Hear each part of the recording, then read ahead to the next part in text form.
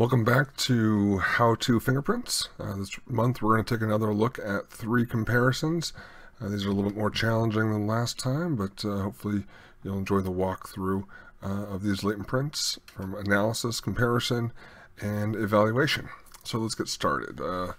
This latent print here, it's not the prettiest one. There's definitely some distortion, movement lines going down this way. But overall, I can see that it appears to be a whirl, maybe a left slant loop, and we'll start marking some minutia. So first, with our green points, using that gyro system that I explained last time, we'll mark some of the ones that I'm most confident in. It looks like there might be something here, but I can also see it going through as straight ridges. This one continuing here and this one to here. Mark another one there. I think I see minutia in here, but I'm a little less confident about that. It's getting closer to the edge, and there might be some back and forth that may indicate that something else is going on. This one's getting a little close to the edge, so I'll also use yellow here, and same thing here. But overall, see these 2 ridges coming up, and by the time they get up to here, there's 4, so there's got to be 2 events happening in here. Let's see, what else can I find? I think I've exhausted this area. Down in here we have a delta on the right-hand side, but it is very unclear, especially in this area. It would be possible if we could pull out maybe a minutia there to get all the way over here, but maybe not. We'll have to see once we get to the exemplar. All right, now going off this direction. It's pretty consistently just open fields, straight ridges. Now there might be something here, like a Z shape, back and forth. So I'll use red because I'm very uncertain that that is actually there. I do want to acknowledge I see something, but I'm also documenting that I have less confidence that it's a real set of minutia. So we got one up here, possibly another one here. This movement, or this actually it's background interference is what it looks like. Really hurting the ability to see clearly all these, what's going on up here. And definitely a lot of open field.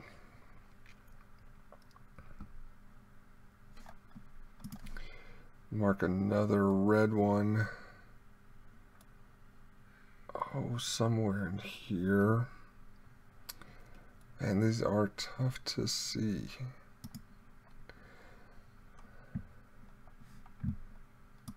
I'm looking for not only just those bifurcations and ridge endings, but especially in distorted print like that, the indication that there must be either a bifurcation or a ridge ending, because like here, there's 2 ridges next to each other here, and it goes to 3 ridges out here on this side of that point.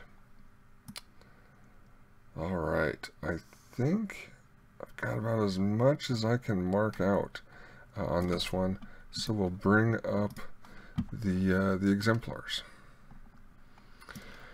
Now, first off, like I said, this looks like it goes off to the left, and this one doesn't do that, but in fact, there's a pretty nasty looking scar right in here. You can tell because the ridges dimple in. That's the indication that there's a scar.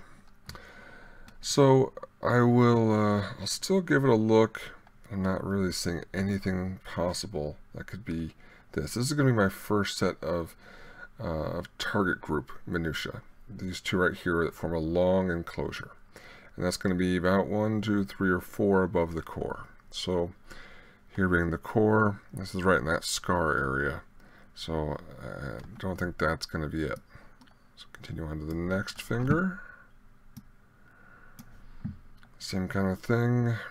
I'm not seeing that this far above the core. Now, I'm not at this point excluding anything. I'm just scanning through each finger to see what I can see. If I really need to exclude, I'll go back through a second time and look for another target group.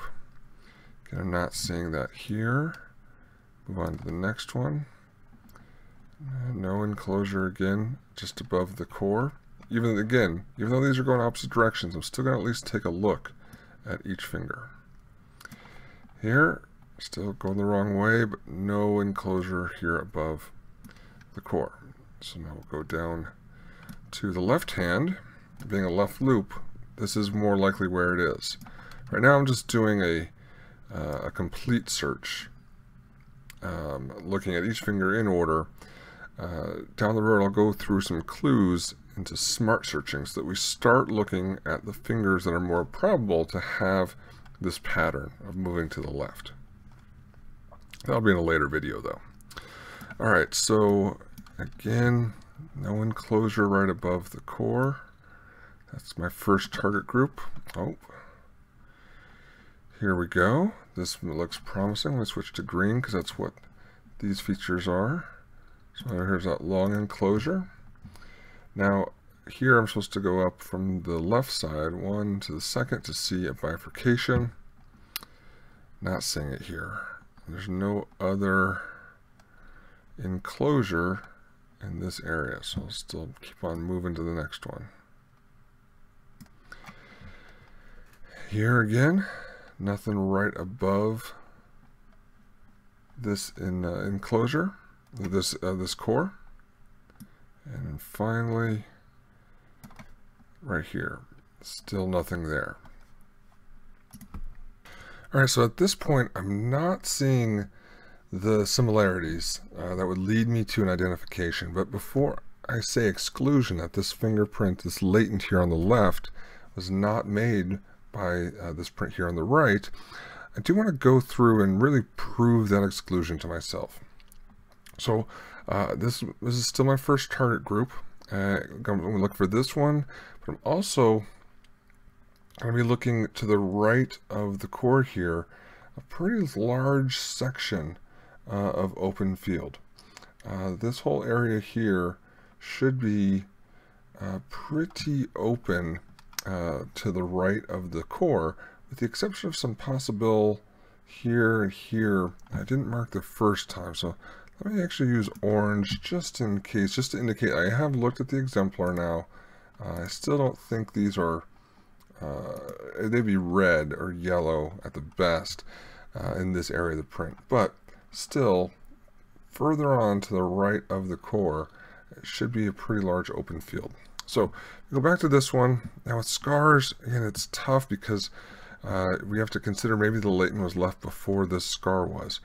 Even still, the flow of the loop is going the wrong way, and even if we could somehow take back these scars, this feature here,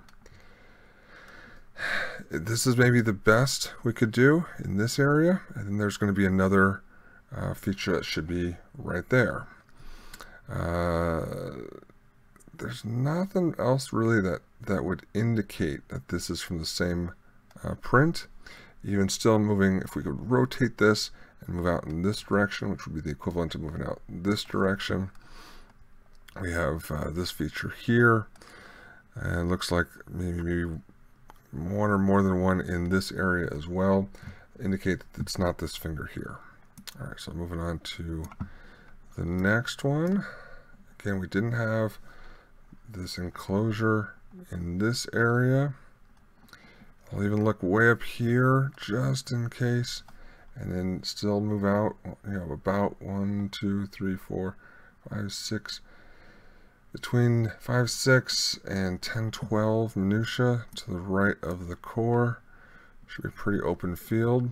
I've got this one here. It just doesn't seem to fit in. Plus the pattern here is going the wrong way. Still, it is tough to really link back these minutiae to the core because the core is a little unclear, and I'm really only going in this one direction, kind of up and to the right. So I'm mainly relying on this enclosure to demonstrate that they're not from the same finger. And this one has all sorts of stuff. Again, above, once we get past these, another section of open field up here. And this is all sorts of minutia, so it's not going to be that finger. Here again, no enclosure.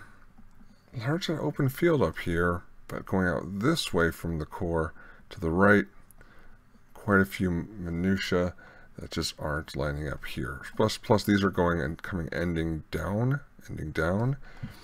These are all coming up. So last one on the right hand, definitely no enclosure. Even if you go up this high, somehow readjust it to be more like this. And again, we've got lots of stuff going on. This one in particular makes it so it really can't be from this finger. Now, if you noticed, the first time through, our right thumb was pretty smudgy up here, right where our target group was going to be. Luckily, all 10 print cards come with a different version. So here is another version of the left thumb, much clearer. And again, don't see that going on here. Coming out to the right of the core, all sorts of minutia going on here, even straight above. Once we get past this, it's just not there. Even as we go much higher on the tip, we got to look all the way across different directions to see anything. Not seeing it here. All right, so let's go back to that was finger number 6. Here's finger number 7, the left index. Not going to be there. We should have having this straight down area, and that's not happening here. But still looking at the minutia, pretty good open field, but still can't find this. And then going out to this feature here, it's just not working anywhere in this area. This, again, in particular is a problem because it's not going to be anywhere down in here. All right, back to this one. That was our best chance. Still not working. Even if we were to say, okay, maybe it's not this. This enclosure is going to be down here in this mess somewhere. Let's move it and readjust and put it here instead. Even still, this minutia now here to the right is a problem because there's nothing like that here. Off to the right again, we have coming down and up instead of just the coming up direction of whatever ending or bifurcation this is. Finger number 9. Even though it's a little thicker here, it's still very clear that this is just open field all straight above the core, and we're missing this set that would need to be there. And to the right of the core, moving off this way, we don't have the straight up and down ridges like we were expecting here. And we start to get into a few features that are there, like these two and this guy. That's just not there. But we can actually imagine this enclosure if we rotate everything back around to here, and then we'll be looking for this minutia, 1 and 2 up, 1, 2, actually 4 up, and that's just outside of tolerance. Even with distortion, you can't add in extra ridges coming between two minutia. They can stretch out this far, but the number of intervening ridges is gonna stay the same. And finally, this one here, coming out in this direction to the right, all sorts of minutia, going straight up from the core, not the target group that we're looking for. So at this point, we have to make a decision. We didn't find similarity, definitely not sufficient to reach identification, but did we find sufficient differences to exclude? I'm going to say actually at this point with this one we did not. That because the core is obscured here, and because our main target group is all really in the same direction, that there's enough uncertainty to still report out inconclusive here instead of an exclusion. So that's what I'll write in here, is inconclusive. Now, I would add in that I wouldn't be surprised if some agencies or some examiners were to report this as an exclusion. It is kind of on that line, but especially with the higher incidence of erroneous exclusions, that I tend to be a little more cautious, especially when I don't have a solid core or delta to hang the exclusion on. This down here, again, with all this distortion, all the different, the much lighter and difficult to see low contrast area of the print, it's tougher to guarantee that this delta all the way down here belongs with this rest of the print up here. I would venture to guess that they do, or I would operate under that assumption, especially if I found the correct exemplar to compare to. I would expect it to be. However, I'm not confident enough to report an exclusion. All right, so let's move on to our second one. Also getting compared against this same person here, but for now we will take a look at just the latent print. Now, this one would be very difficult to work through. Lots of problem areas. What I'm going to try to do is clean it up a little bit by adjusting the levels on the background part of the image here. It looks pretty adjusted already, but I'm going to darken it up. I tend to like a darker image to work with. My eyes just see things a little bit better when overall the image is darker. You can see we're even using the histogram or levels tool in Photoshop to do this. And we bring it back. There we go. Much, well, maybe not much, but definitely a little bit easier to look at. So starting here, I'm going to just try to very carefully follow the ridges, looking for different minutiae to pop out at me. Flowing along back and forth, looking for where, I'm not just looking at the one ridge, but more than one ridge at a time, like 3 ridges at a time, to see where ridges expand to make room for new ridges, or when they contract in on each other because a ridge has disappeared, or ended, or bifurcated. That's another one there. Definitely a challenging set of comparisons really this month. So if you're trying to work through these on your own with the screenshots of the image, or even just watching what happens during a fingerprint comparison, not surprising if you don't see things right away. It does take time. Usually at least 6 months to a year to really gain the eye to see these minutiae, or to see at least the most difficult ones. And some agencies go even further, training for, like in Australia, New Zealand, up to 5 years before examiners are really allowed to work on their own. There might be a little dot hiding in here. You can see right there, not quite sure. Oh boy, what a mess. A lot of distortion, yeah, but I think it's more just the contrast. It's such a low contrast between the ridges and the furrows that it's hard to really see exactly what's going on at every point.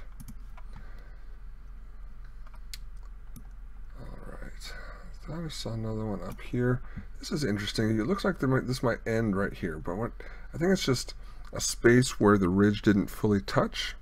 And same thing here. So that this ridge actually continues through to here and here. And the reason I think that is that the ridges on either side, this one and this one, don't come in and become adjacent to each other. This one continues on and they stay the same distance apart, leading me to think that this ridge actually does continue as well. Now, while I was talking about that, I did think I see one right down here. Alright, what else do we have? Again, getting on the edge, maybe one here. And you notice I'm really just sticking with yellow and red here. I don't have super high confidence in anything. Maybe this one would be even the best. Maybe that one should be green, but essentially everything has at least a little bit of uncertainty with the minutia being there.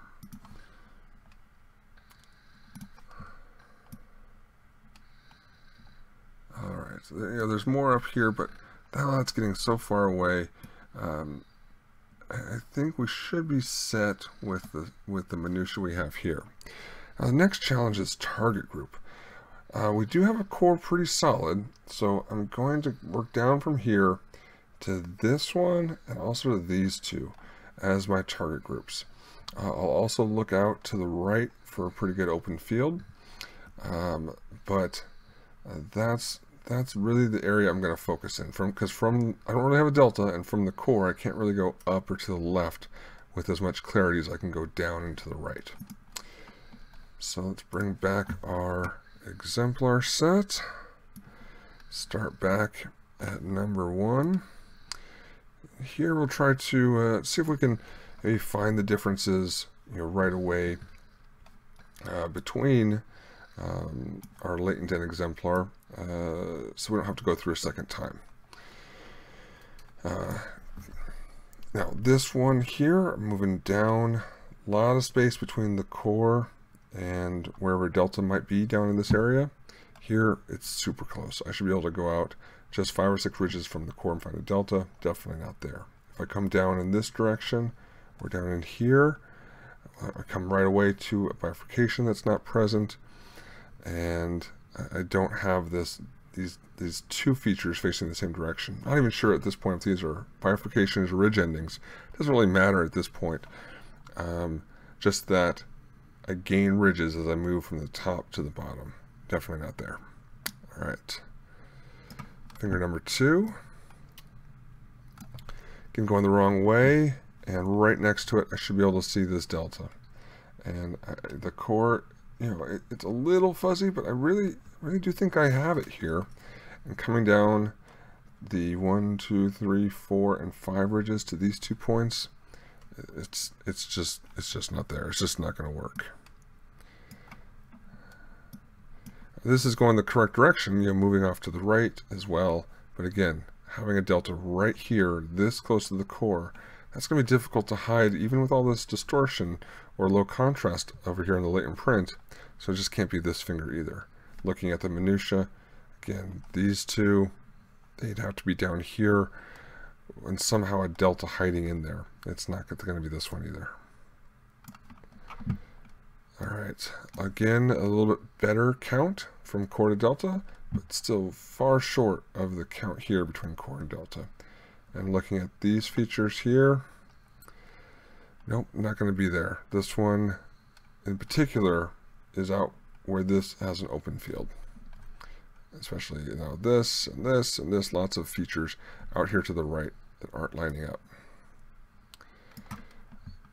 Another print here. Again, a lot of features off to the right where this is open field. Coming down to the left, these 2 features here, right where this delta is instead. Even coming down this way, here I'm gaining a ridge, here I'm just losing ridges. So they're facing the wrong direction. All right, let's back it all the way up to finger number 6. Well, the loop's going the wrong direction, but even if we tried to rotate this around, this would be coming down from the loop to gain a ridge here. Down from the loop, no gaining. Coming down to the left, so those 2 features. Down to the left, this is going the wrong way. Nope, it's not going to work. Here again, it's more of an arch, maybe even a tinted arch. It still has a little lumpy bit of a core, not having these features here working out. All right, number 8. There's our leftovers from last time. But ignoring those and looking for the features we have here in this latent print, again, just not there. Number 9, kind of going the wrong way. Delta is way too close. These features, this one here, not possible to be hiding anywhere in here. And number 10, again, we're going the wrong way, but if we mentally rotate this exemplar image clockwise to make the cores face the same direction, we're going out here in this direction, not there. This one, we're losing ridges instead of gaining them, and this delta would be right in the middle of this open field. This one here, I'm a little bit more confident in the location of the core and in being able to work in different directions. I would be confident enough to label this one as an exclusion. Oops, my E got a little away from me there. Again, because I can find multiple target groups in different directions, all linkable back to the core, and the core is this spot of similarity between the latent and the exemplar where I can find differences around it and really prove the exclusion to myself. All right, we'll go with one more today. Oh, much nicer latent print. So let's start working. There's some distortion in here, definitely thicker ridges right here in the middle. It's got a little bit of a squeegee effect where the ridge is all the way through here, but the darkest part of the ridge is the top here of the ridge. And then it gets lighter gray, and finally the furrows there. So that's a little thing to watch out for, just in case it totally switches over into the tonal reversal. But I can at least start marking some minutiae, because I don't think it does a full-on tonal reversal. Look at this. It's just lots and lots, target-rich environment. Lots of stuff going on. And it's all right around a delta and a core, so it should be pretty easy to locate if it's there, or to exclude if it's not, as long as the exemplars are clear enough to conduct the comparison. Here it's getting a little fuzzy. So, oh, I lost my palette. Brushes. Nope.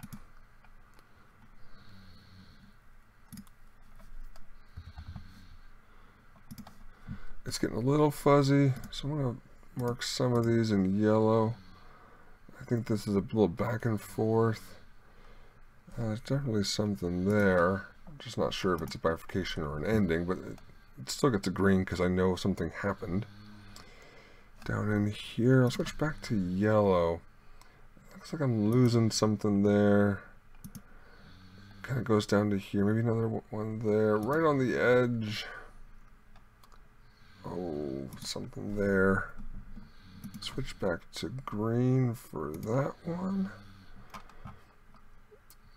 Oh boy, look at that. Back and forth with one in between. Just in case, maybe it goes straight through. I'll switch to yellow for those. Alright, maybe one more yellow there. And I think I'm all set, ready to go with the next set of exemplars. Okay, now we're going to go back to doing just an initial scan through first. My target group is going to be right here. These two right in between the delta and the core. With maybe these two coming off on the outside section of that. But I'm going to do a first quick scan through, seeing if I can see which finger looks best to that. No, I don't think it's that one. Oh, here we go. This has a much better chance. Yep, these two look good. These two look good. All right, let's see if we can demonstrate the sufficiency. Those two there. Those two as the middle of the delta, coming down 1 to that one, down 1 to there, up 1 and 2 and 3 join. 1, well, this looks more like an ending. So I will switch this one here to also represent an ending minutia, one with one intervening from the one before it. Alright, so now going down 1 and out is a yellow. Down 1 and out is a yellow. 1, 2, and 3 join back up for that green. 1, 2, and 3 join together for the green. Back to yellow. 1, 2, 3 for an ending, or 3 and 4 for bifurcation. 1, 2, 3 for an ending. Back up in this direction. Looks like we have something here. So, oh, I see what's going on. So this is actually in the wrong place. I marked that. See how far away this is? And way down, out and down. This one just kind of went up, down a little bit. So it shouldn't be this one. I'll erase that. Push back to the pencil. 1, 2, 3, and 4. It's going to be this one. 1, 2, 3, and 4 here. That's the bifurcation. Up 1 and back in is that ending. And then 1, 2, and 3, another ending. 1, 2, and 3.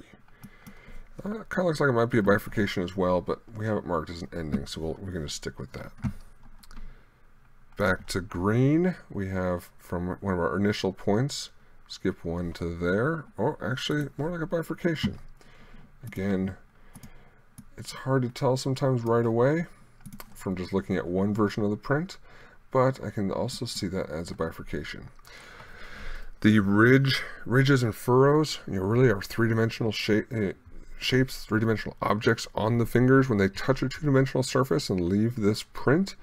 Sometimes touching at a slightly different angle or slightly different pressure can make a ridge bend in and looks like it joins up as a bifurcation here. These aren't rubber stamps like you'd get to mark your envelopes. They have a lot more flexibility than that, and can look slightly different each time. You can see I'm moving another one here. The important thing is that you can understand what's going on. It makes sense that that's a bifurcation and that this is a bifurcation, and most importantly that the number of intervening ridges between everything still lines up. Like 1 out to here, there. Another ending here is there. This coming up and around to connect. Yep, it actually does that right there. Here, again, we have a big gap, big blob spot. Looks like it's an ending way down here, but I can see a faint trail as it connects up to there, and that's what it's doing. 1 down right there. So 1, 2, and 3. I've got something else marked here. And so I'm going to have to get rid of this one. Now, can I see what's going on in there? This is an ending. That's the ending. The one on top continuing on. Okay, I can see it going on. Not stopping here like I had it originally marked, but going through to this and all the way down. So this would be 1, 2, and 3. No, but that one also has that faint continuance, and it's also not here. So I'll take this one out as well. What I can see though is from here 1, 2, 3, 4, and 5. 1, 2, 3. Sure enough, 4 and 5. 1, 2. Well, this actually looks like more like a bifurcation, so I'll adjust this slightly to be a bifurcation instead. 1, 2, and 3, or 1, 2 and a bifurcation. 1, 2, bifurcation. And then we're kind of getting into a messy area here with this one and these as well. However, there's so much sufficiency throughout the rest of the print here. A couple dozen minutiae all lining up, especially in this target-rich environment. Highly unique, highly specific, and enough that we can say that it is an identification. All right, so thanks for watching again, how-to fingerprint comparisons, and I hope you guys join me next month when I post another set of 3 comparisons. Make comments or like the video, ask me any questions that you want, and I'll do my best to answer. But hopefully this has given people just a better idea of how fingerprint comparisons and specifically latent print comparisons work. Thank you much.